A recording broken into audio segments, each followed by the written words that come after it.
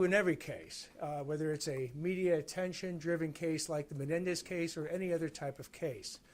In the Menendez case in particular, what that has involved is reviewing thousands of pages of confidential prison records to analyze the rehabilitation aspect of resentencing. It has involved reviewing thousands of pages of trial transcripts from 2 months-long trials. It has involved talking to all the different prosecutors who've been involved with the Menendez case, defense counsel. It has involved reviewing voluminous exhibits and pleadings and court filings, not just at the trial level, but at the California Court of Appeals, where the Court of Appeals affirmed these convictions, and again at the Ninth Circuit Court of Appeals, where they again affirmed these convictions. So we've been doing that effort, and that effort continues. As part of that effort, what I said is that I would also speak to any victim family member who wanted to speak with me. And that's what we did today. A number of the victim family members came in. It was a very productive session where they gave me all their thoughts about what should happen in this case, their experiences that they wanted to share, the ultimate direction that they wanted this case to go. And so it was a very productive conversation over a number of hours. Again, I invite and have continued to invite any additional victim family member, and I think virtually all of them were there today, that wanted to speak with me, to speak with me. And that forms part of the information data set that we will use to determine what the right result should be in both the habeas proceedings, although the impact, the family victim members' impact is less important as far as a habeas proceeding goes, as well as the resentencing issues that are going to be coming forth. Right now, the resentencing hearing is set for January 30th and 31st. That date is the date we're working against. If it changes, we'll certainly let you know. And we will continue to do this difficult but important work of reviewing the facts and the law to make the right decision in this case. So that is the remarks I wanted to start with. I'll now open it up for any questions. Did anything change after meeting with the family in your mind? In my mind. Again, what I'm doing is processing all this information. So we have not finished the review, for instance, of all the prison files. Again, it numbers in the thousands of pages, covering well over 30 years of prison experience for both Lyle and Eric Menendez. Nor have I finished reviewing all the trial transcripts as well. But we're inputting that additional information that I received today, which was useful information, into the entire decision matrix on what to do with this case. How was it helpful, though? Well, again, I've had the chance to read everything any of these victim family members have either testified about or written. And hearing it live directly from them is a very useful additional way to learn that information. So do you feel that family members that were there that don't want the Menendez brothers to be resentenced or released, or was everyone who was there today in favor of their release?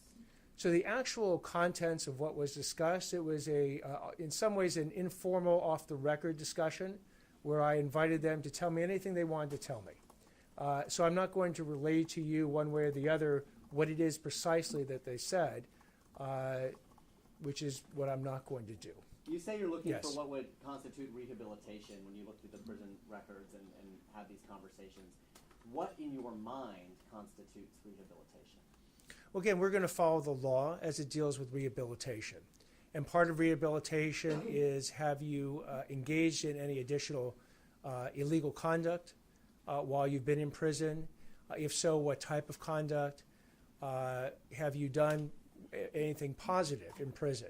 Have you started organizations that help other prisoners, as one example? Have you yourself used that time to improve yourself, done nothing, or on the flip side, done something harmful while you've been there? Those are all the different types of factors that you look into as far as rehabilitation, and that's why you go through the prison records, which are voluminous, to make that calculation. So just to follow up on that really quickly, I know you're not going to give us an answer now, but there's both a yes and a no when you go through some of the records and the sentencing reports. There's a cell phone that shows up at one point. There's fights that happen. There's very positive things that happen, efforts to help other inmates. So how do you square them against one another? You look at them all. So you don't look at any one instance in isolation. You look at the entire record of behavior while they've been in prison for over 3 decades. And ultimately what you're doing is you're providing that information, as we intend to do, to the court, because the court makes the final decision here. Though the DA has started the process by filing a reconsideration motion, as you're aware, the court has also filed its own motion for reconsideration. And the court ultimately has the final call on, first, whether it wants to reconsider the sentence at all, and second, if it does want to reconsider, what the new sentence should be. And the state legislature, through the laws of resentencing, has given the court an enormous amount of power to do that. And as you're aware, depending on the sentence, if the sentence provides for the ability to then have parole, and that would, in the Menendez cases, potentially impact the youthful parole statutes that have also been passed, then the decision would ultimately go to a parole board on whether or not to grant parole. And as far as that goes, a parole board, which usually is just 2 people, would make that decision, and then the governor himself, if it was to be a grant of parole, would have 120 days to make one of 3 decisions: either agree with the parole board, disagree and reverse the parole board, or send it back to the full parole board to actually consider the case. So as of right now, you haven't made any decision? I have not. You previously said you might consider the brothers separately. You gave 2 different recommendations. Is that still true? Can you expand on that? So let me make it crystal clear what I said before and the implication of it. In any case, whether it's the Menendez case or any case, you look at each individual defendant separately. You look at each individual crime separately. There's effectively 3 crimes that they were convicted of. One dealing with the first-degree murder of Jose Menendez, their father, one dealing with the first-degree murder of their mother, Kitty Menendez, and then a conspiracy statute tying them all both together. So you would look at each individual crime, and then each individual, for the resentencing's, rehabilitation. Now, that might lead you to the same results, it might lead you to different results, and I'm not here to predetermine where we're going to end up for each individual defendant and each individual crime. That's what this analysis is all about. The victim's family. May I ask a couple of questions, please?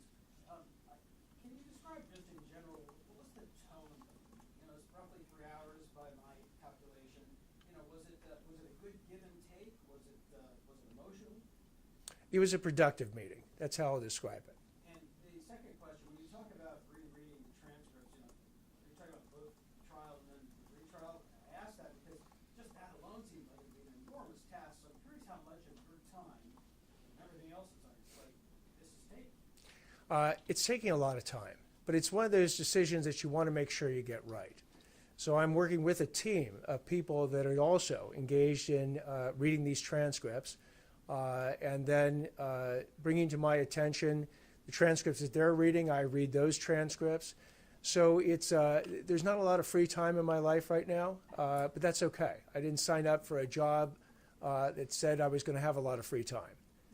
And so we're going to spend the time necessary to get this decision right. Mr. President, at some point, do you speak directly yourself personally to Eric and Lyle? Will you communicate directly with them at any point? And does the number of family members mean anything in this consideration?